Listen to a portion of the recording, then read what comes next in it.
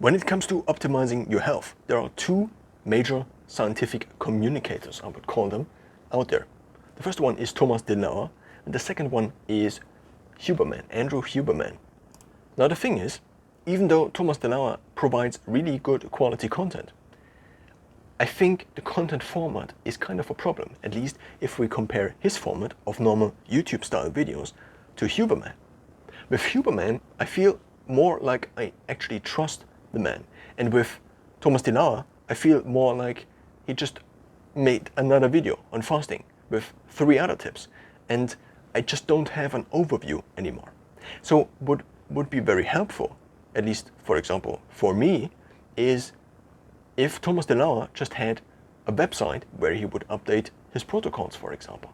And the thing I'm trying to say is that maybe the content format, even though these two persons are fairly similar in what they communicate, they both optimize for fitness, for health, also for longevity. They both base the content on scientific papers mostly, and not just on bro science.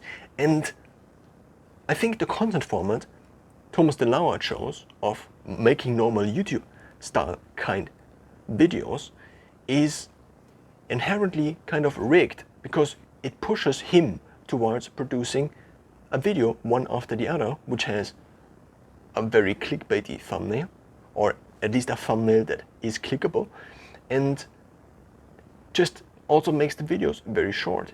And there is an incentive to make the same video again a year from now.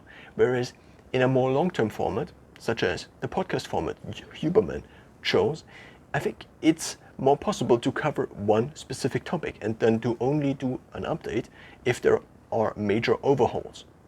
Of course, both have upsides and downsides, but I think when it comes to what I actually gained from watching Thomas Delaur and gained from watching Huberman, of course, just for the sake of comparison, I usually listen to Huberman on a podcast, which is of course a completely different medium.